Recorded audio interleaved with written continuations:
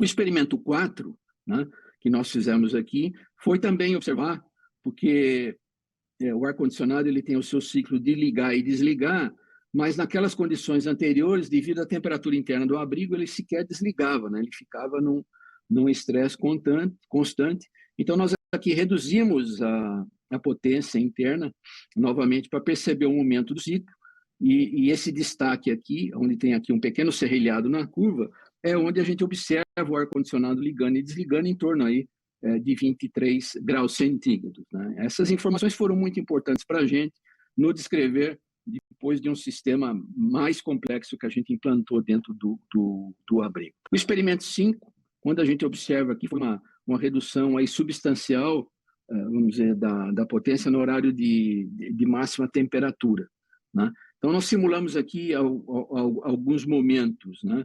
Relacionado aqui, por exemplo, quando a temperatura começou a aumentar, se a gente reduzisse a potência dos equipamentos, a temperatura cairia, sim, a temperatura cai, né? E depois também até levar isso ao nível do ar-condicionado poder ligar e desligar. Né? Então, o que a gente viu aqui com a redução de potência dos equipamentos, né? Reduz a temperatura e às vezes não atinge o ciclo de on-off, né? E a temperatura externa prevalece sobre a carga térmica dos transmissores. Então, isso é bem interessante. Nesse sexto experimento, o abrigo foi concebido originalmente com um ar-condicionado e 2 exaustores. Né? E tenham em mente que dentro das medições que nós estávamos fazendo, lembram-se, a temperatura externa estava ali 39 graus, nesse caso aqui agora 37 graus. Então, veja bem, o ar-condicionado, de repente ele falha. A gente simulou uma falha do ar-condicionado aqui embaixo. E aí a temperatura começa a subir. Ela vai subindo, subindo, subindo, e os exaustores entram em operação. Mas o exaustor, quando ele entra em operação, o que ele faz? Ele tira o ar de dentro do abrigo. E qual é o ar que entra dentro do abrigo? É o ar externo, só que o ar externo está muito mais, às vezes, quente, né, do que está o ar interno. Então, a gente começou a trazer uma temperatura externa para dentro do abrigo maior do que aquilo que a gente esperava que o exaustor pudesse nos ajudar. Então, o exaustor, vocês podem ver pelo gráfico aqui, ele acelerou, né, o processo de aumento da temperatura interna quando o ar-condicionado parou de funcionar. Né? Então, isso demonstrou que a eficiência dele, né, para reduzir a temperatura interna do abrigo, nesse experimento, nessas condições de alta temperatura externa, né, não era uma boa opção. Né? E com isso, então, a gente percebe que quando a gente novamente liga o ar-condicionado, que é aqui o gráfico no final, né, queda da temperatura devido à normalização do ar-condicionado, é o que ocorre de mais eficiente. Então, dessa forma, esses experimentos todos motivou-nos a modificar o abrigo. Isso foi uma etapa muito importante em Tenente Ananias. Nós passamos a utilizar 2 ares condicionados, 2 equipamentos de ar-condicionado, e com isso a eficiência do sistema ela ficou muito maior, a segurança muito maior e o desgaste bem menor.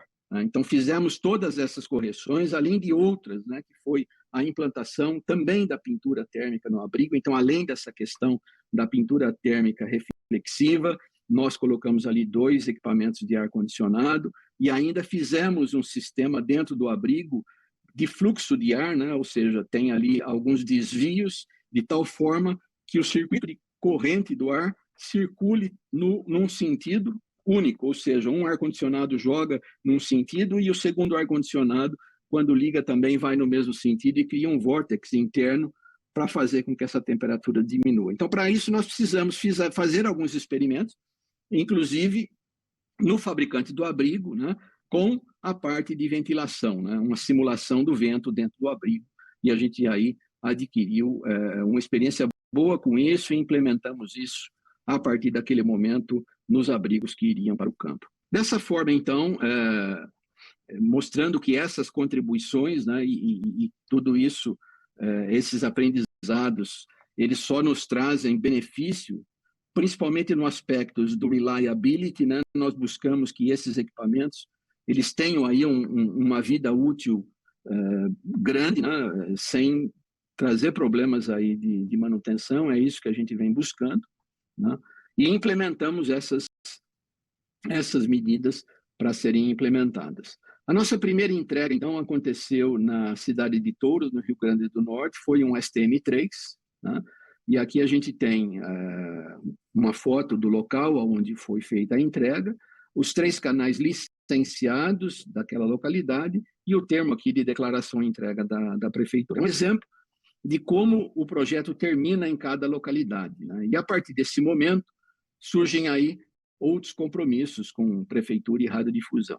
Também, mais 3 exemplos de implantação aqui, um em Ibiapina, no Ceará, outro em Taperoá, na Paraíba, e Bahia Formosa, no Rio Grande do Norte. Tá? Então, são abrigos aí de diversas formas, são sites de diversas formas, sempre lembrando que toda a parte de cercamento e urbanização em torno da estação por conta da prefeitura, que tem feito esse trabalho, cada uma dentro das suas possibilidades, né, e dentro do que a gente vem demandando diário e dos projetos que vem acontecendo. Então, a gente tem trabalhado sempre muito junto com a prefeitura para que a gente possa ter uma entrega final e ter um cercamento, uma proteção de toda essa área de forma adequada.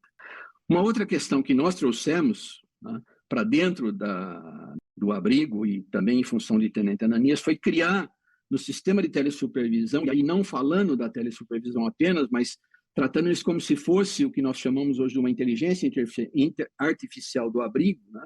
Então, essa inteligência artificial hoje, que é um processador que existe dentro dessa unidade de telesupervisão e que ela funciona independentemente de qualquer conexão externa, com internet, mas ela fica ali medindo a abertura e o fechamento das portas, é ela que faz o sensor da temperatura, ela monitora a temperatura interna do abrigo, né? Essa unidade liga e desliga através de contadores os equipamentos de ar-condicionado e também monitora a tensão de entrada, que é a tensão que entra no no-break, e a tensão de saída do no-break, que é o que vai alimentar os equipamentos.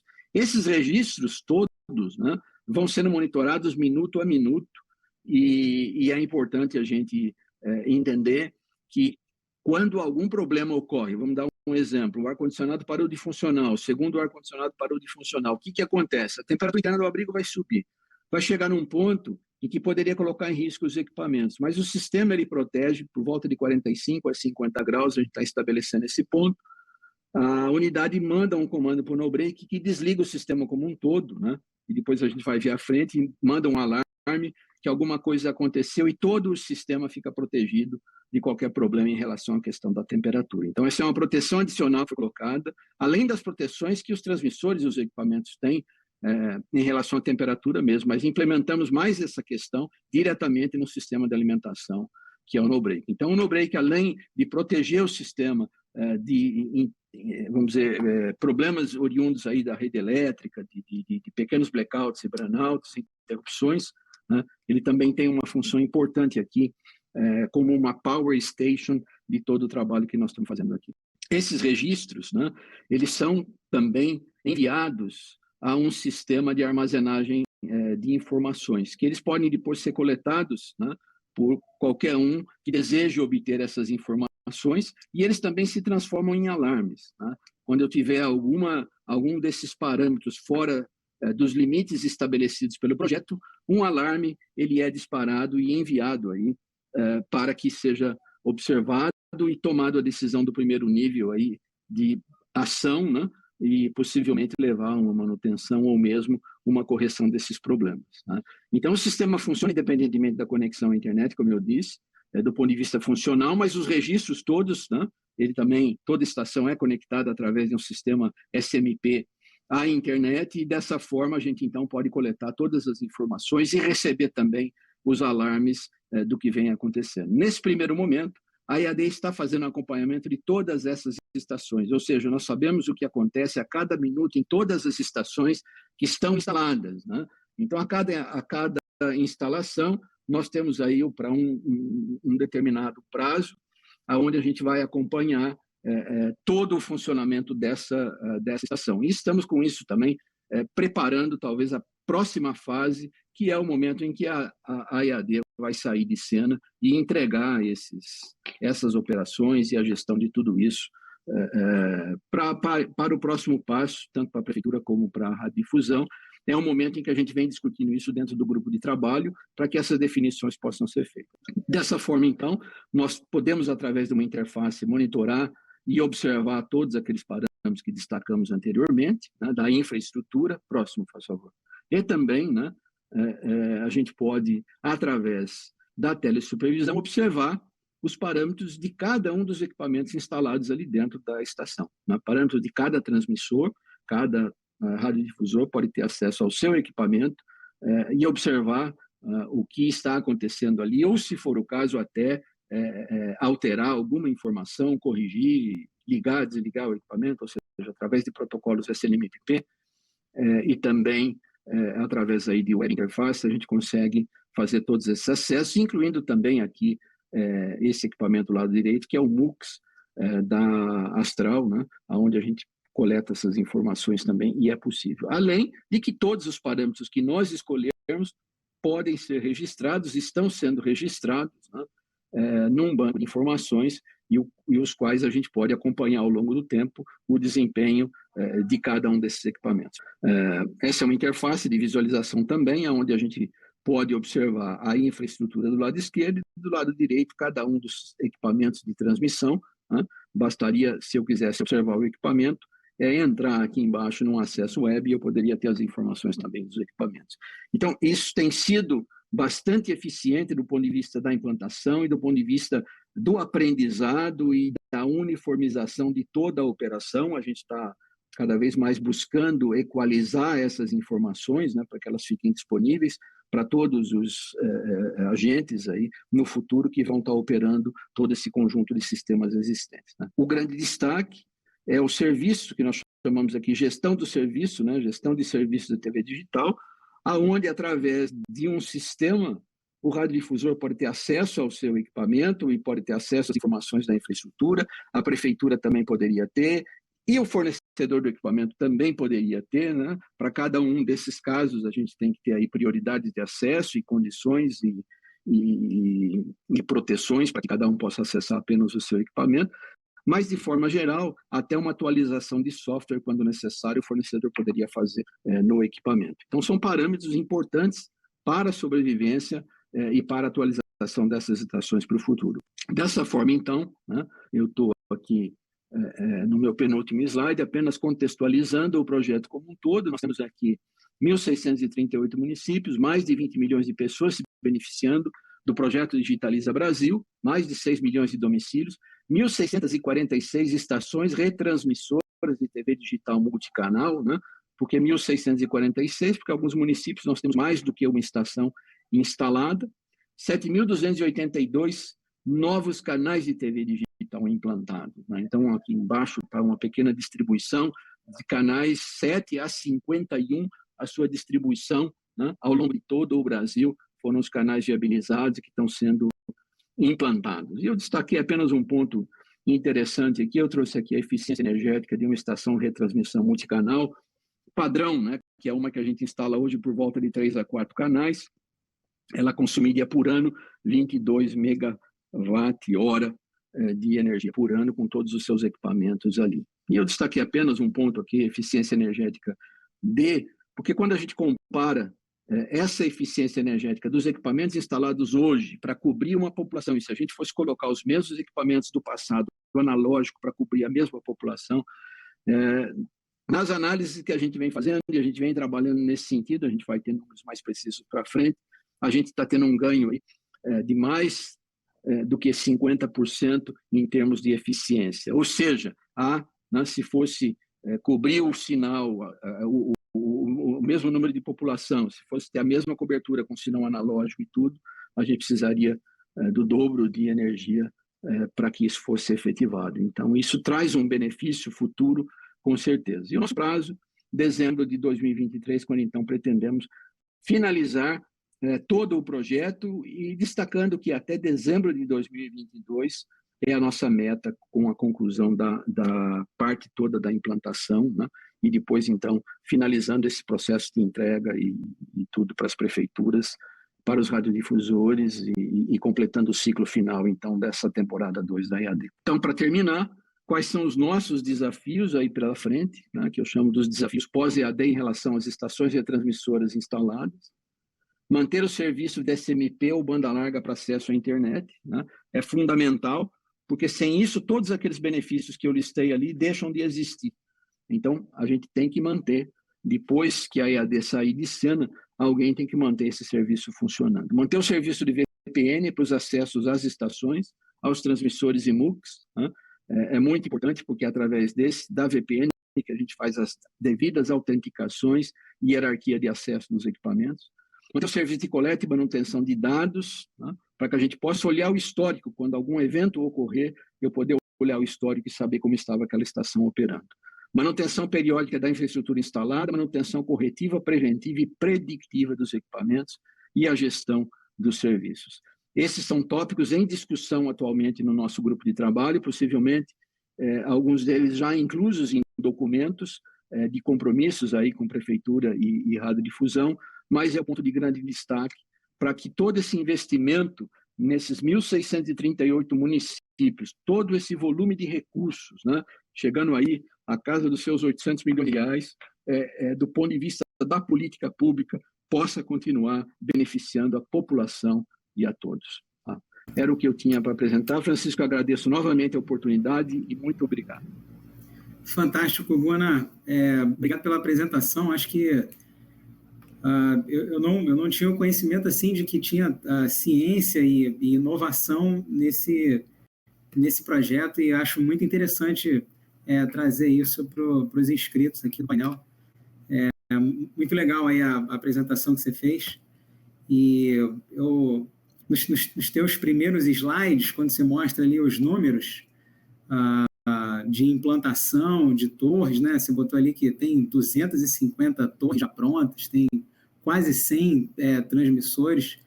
Eu acho que vem assim à mente, né? Tipo, como é que está acontecendo também com as atividades regulatórias, né? Porque a gente está implantando as torres, os transmissores vão ser ativados, e também vem a pergunta de como é que o licenciamento está acontecendo, né? Aí, por isso eu gostaria até de puxar agora o Karan e o Thiago novamente para essa conversa.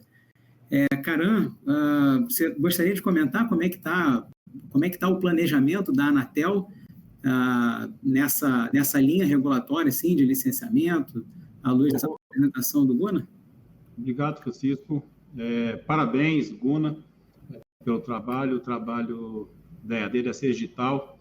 Interessante, né, quando você vê a apresentação do Guna, a gente que passa aqui horas nos debatendo sobre documentos de diretrizes técnico-regulatórias, né, eu estava até pegando aqui uma das versões aí do DT1, que fala de definição de equipamentos, compartilhamento de infra, que a gente coloca a questão do tipo do padrão de rack, quantas polegadas, como é que vai ser a telesupervisão, como é que vai ser o funcionamento de suíte, do sistema de energia, de abril, climatização, refrigeração, todo um documento agora refletido aí na prática, já nas estações sendo entregues, e também aí no vídeo que a gente mostrou, então as pessoas já recebendo, né?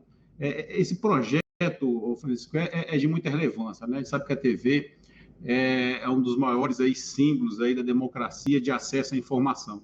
Então, além desses milhares de novos municípios que estão recebendo aí a digitalização, temos também o avanço e também, por que não citar, o TVRO. Então, assim, eu abarco 100% da população brasileira, seja com o avanço da TV terrestre, seja com o avanço aí, com o processo de digitalização também, porque não fala dos canais digitais agora na banda KU. Então, assim, todo um processo liderado aí pelo presidente, pelo conselheiro Moisés, que está, junto com o Ministério, beneficiando esse avanço para toda a população brasileira.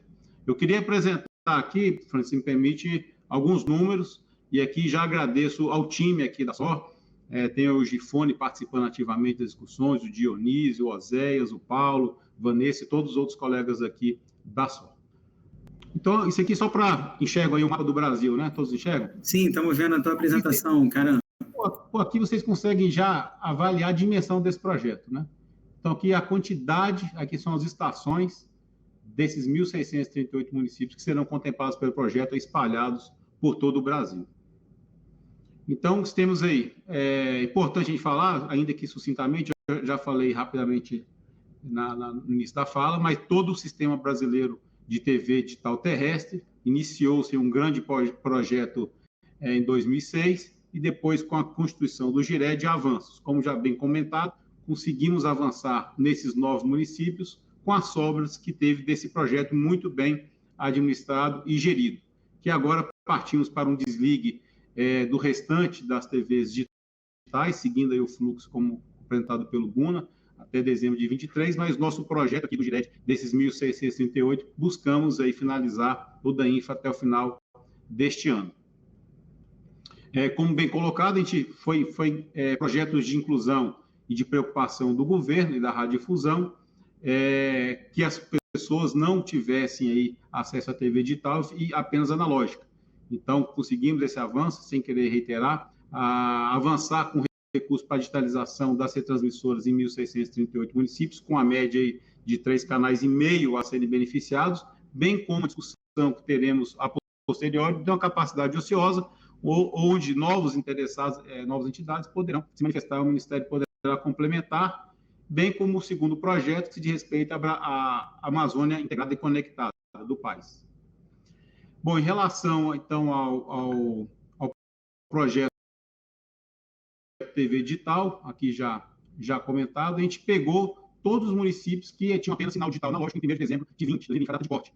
Começamos aí as discussões no âmbito do GIRED e do TVD, e para chegarmos nesse momento, aqui estamos. Então, muitos perguntam, por que a divulgação só mostra municípios do Nordeste? É porque foi dividido, né, só para reiterar, para quem não conhece a fundo o projeto, em 3 fases. Então, a fase 1, ela beneficia, de fato, regiões, estados do Nordeste e Minas Gerais. Depois temos a fase 2, em sequência, que beneficia estados aí do Sudeste e do Sul. E depois a fase 3, pegando, então, estados do Centro-Oeste e do Norte do país, para as pessoas contextualizarem e tem um cronograma. No que diz respeito ao trabalho que foi feito aqui da gente, em relação a todo esse processo para dar a consignação de canais, apenas em relação à fase 1, tivemos já 100% dos canais viabilizados e efetivados, contemplando aí o Ceará, Piauí e Rio Grande do Norte. Já tivemos aí praticamente também 100% que resulta aí Maranhão e Paraíba na fase 1.2, e também quase 98% da fase 1.3 canais viabilizados e efetivados, contemplando Pernambuco, Alagoas, Bahia e Sergipe, e avançamos aí em Minas Gerais. Até ontem vi alguns vídeos do secretário do Max lá, já com o projeto avançando com as assinaturas em Minas Gerais, em relação à análise de canais, já com 98,5% dos canais viabilizados e efetivados.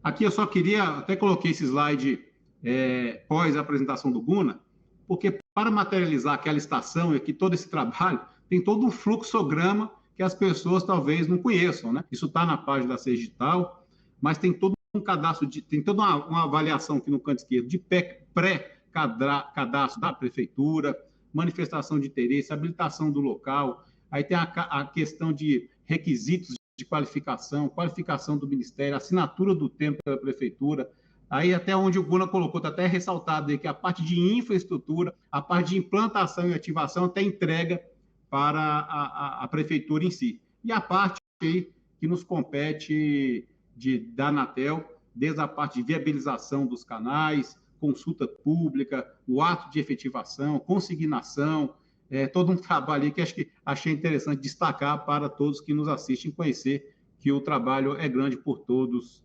envolvidos.